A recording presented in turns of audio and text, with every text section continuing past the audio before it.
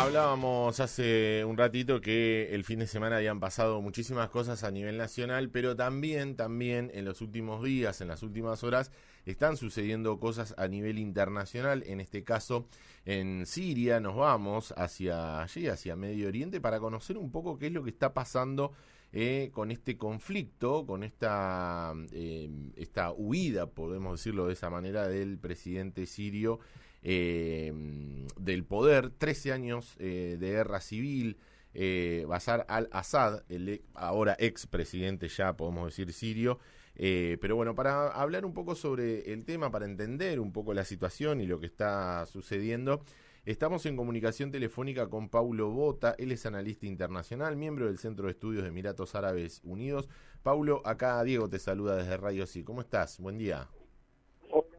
Diego, ¿cómo estás? Un gusto. ¿Qué tal, Paulo? Igualmente, gracias por atendernos, gracias por este ratito con nosotros. Queríamos conocer un poco, básicamente, qué es lo que está pasando, o desde ahí, ¿no? Empezar a conocer qué es lo que está sucediendo en Siria y por qué se llega a esta situación de la caída del gobierno sirio, de al-Assad. Bien, si me permitís, para entender lo que ha sucedido deberíamos hacer un poco de historia. Sí, por supuesto. Te lo diría de la siguiente manera. Siria fue un país que después de la Segunda Guerra Mundial, cuando obtuvo su independencia, vivió momentos bastante inestables al calor de la Guerra Fría y el establecimiento de esos estados de una región que estaba conformándose en esas décadas, hasta que en 1970 hubo un golpe de estado donde tomó el poder una persona que es muy conocida en la historia siria, Hafez al-Assad, el padre de quien fue hasta el día domingo el presidente de Siria. Él pertenece a una minoría dentro de Siria. Siria es un país muy diverso, hay cristianos, hasta el establecimiento del Estado de Israel había comunidades judías muy importantes, hay musulmanes, hay drusos, hay alawitas, que es la minoría, que es una minoría más cercana al chiismo, de la cual pertenece la familia al-Assad. Ellos han mantenido el poder hasta su muerte, y cuando murió al-Assad, pues se hizo con el poder su hijo, ¿sí? Bashar al-Assad. En el año 2011, al calor de las denominadas, que comenzaban a generarse las primaveras árabes, se empezaron a generar disturbios, manifestaciones y grupos y fuerzas de oposición. ¿Por qué? Porque había una situación económica que no era buena, había una situación social que no era buena, y obviamente había una concentración del poder en términos muy estrictos, que tampoco le daba ningún tipo de libertad. Y hay una especie de ley de hierro, ¿no? Si económicamente la situación se vuelve crónicamente mala, eso deriva en un problema social, y si la situación socialmente mala se vuelve crónica, se vuelve un problema político. Así vemos que a inicio del 2011 toda esa situación de tensión, de expectativas no cumplidas ni en lo político, ni en lo social, ni en lo económico, se generó una guerra civil. Pero fue una guerra civil internacionalizada. ¿Por qué decimos internacionalizada? Porque distintos actores regionales, Irán, Rusia, Turquía, Estados Unidos, etcétera, etcétera, cada uno fue, digamos, como apoyando a su grupo, a los grupos, a las organizaciones que creían más cercanas para sus intereses. Y por eso tenemos desde el año 2011 una guerra civil en Siria que dejó más de 500.000 de muertos, 500.000 de muertos, incluso con el uso de armas químicas, violaciones gravísimas a derechos humanos, millones de refugiados externos, millones de desplazados externos, una situación pésima en términos socioeconómicos. En esta situación parecía jugar del lado del Assad del año 2015. ¿Por qué? Porque tanto Rusia como Irán apoyaban firmemente a este gobierno. ¿Qué ha pasado en los últimos años? Se pensaba que la guerra civil se iba a mantener en esta situación de relativa estabilidad, una especie de conflicto congelado. ¿Pero qué pasó? Rusia, desde el año 2022, está ocupadísima en lo que pasa en Ucrania.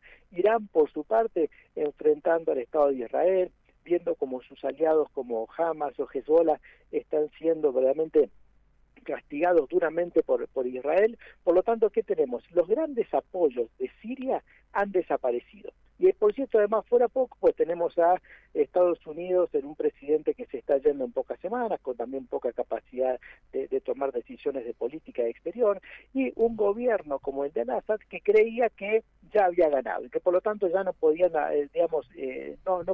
podía sentarse a negociar desde una situación de fuerza. Pero ¿qué pasó? Los problemas que dieron origen a estos problemas originales no habían desaparecido, los que desaparecieron fueron los aliados y se reactivaron, vamos a utilizar esa palabra, Claro. diversos grupos, uno de los cuales es el grupo que ahora va a tomar muchísima relevancia, Hizbut Tahrir al-Sham, que sería el grupo de liberación de la zona del Levante, con una ideología bastante complicada, porque es una ideología, digamos, vinculada a Al-Qaeda, uno decía al extremismo islámico, al uso del terrorismo. Esa es la gente que ahora ha tomado el poder. Por lo tanto, perdona que haya tomado todo este No, no. espacio para contarte, pero para entender un poco de dónde viene esto, ¿no? Es que simplemente a la mañana los sirios se levantaron y generaron un cambio de gobierno. No, Paulo, por supuesto sabemos que todo hecho histórico merece un contexto, digo, y es como decís, digo, no es que de un día para el otro alguien se levantó y dijo, vamos a derrocar al gobierno, sino que se viene de mucho tiempo, muchos años y demás. Ahora, Paulo, este grupo que ahora toma el poder, ¿no? Vos bien explicabas, para los que no entendíamos o no entendemos bien cómo se llega al día de ayer y a lo que sucedió, este apoyo internacional, ¿no? Cuando cae este apoyo internacional al gobierno sirio es que se empieza a debilitar este gobierno. Y vos decías hace un ratito, si no te entendí mal, que muchos de estos grupos tenían algún tipo de afinidad, por decirlo de alguna manera, o algún tipo de apoyo a nivel internacional, cada uno con el país que más le convenía o que creía más afín a su ideología o a sus negocios o bueno, al contexto histórico al cual pertenecen. ¿Este grupo que toma ahora el poder está apoyado por alguno de estos países que vos mencionabas o simplemente, digo, ahora va a ser algo interno que lamentablemente, como me imagino que va a suceder y sucede siempre, el pueblo sirio va a terminar pagando?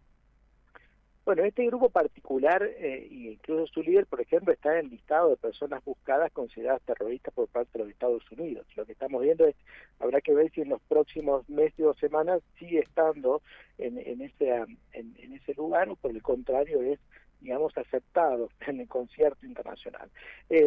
La República de Turquía ha apoyado a todos los grupos opositores al Assad, a varios grupos, no solamente a uno, pero bueno, los ha ido apoyando. ¿Por qué? Porque era esa famosa idea, ¿no? El enemigo de mi enemigo es mi amigo. Una cosa tan simple. Claro. Pues históricamente Turquía y Siria nunca tuvieron buenas relaciones, y Turquía vio en esta guerra civil la oportunidad, digamos, de quitarse de encima a un opositor histórico, ¿no? Por lo tanto, yo diría que han recibido dinero y armas, apoyo de inteligencia, apoyo político de diversos lugares. Habrá que ver si esta imagen de moderación que quieren dar ahora este grupo, porque ya no son un grupo de oposición, ahora van a ser los que van a detentar el poder. Entonces, por lo tanto, las preguntas que surgen son, ¿lo van a hacer solo o por el contrario van a hacer una especie de gobierno de unidad nacional? ¿Van a respetar la propiedad, la vida, los derechos de los otros grupos, de las otras comunidades? ¿Van a ir hacia un sistema, una modificación constitucional para establecer un nuevo sistema político en Siria? ¿Lo van a hacer por medios políticos o lo van a hacer manu militari? O sea, todas estas preguntas que hoy en día no son solamente teóricas, tienen que ver con qué va a pasar en ese lugar. Y además, si vos te fijas en un mapa de Medio Oriente, Siria es un país central, porque tiene fronteras con el Estado de Israel, donde tiene un problema por las alturas del Golán, donde en las últimas horas Israel incluso ha movilizado tropas, es muy relevante para Líbano, tiene costa en el mar Mediterráneo, tiene frontera con Turquía, tiene frontera con Irak. Digamos, es un país que lo que pase ahí, la estabilidad de Siria, la cohesión de Siria, el sistema político que se imponga, no es algo que es una curiosidad, es algo que va a afectar a vecinos, como te acaba de mencionar, muy relevantes en Medio Oriente, ¿no? A Israel, a Líbano, a Turquía, a Irak, por mencionar solamente a los más cercanos. Sí, y todos países, Paulo, que vos estás mencionando, actualmente con un grado de conflictividad muy alto y muy importante, entre todos ellos también. Absolutamente, y ahí es donde, digamos, lo que pasa en Siria no va a quedar en Siria, ¿no? Lo que pasa en Siria va a afectar absolutamente a toda la región y es un poco lo que se está viendo en este momento, ¿no? ¿Qué va a pasar? Bueno, creo que es algo que a todos les, digamos, tenemos muy pocas herramientas para decir qué es lo que va a pasar.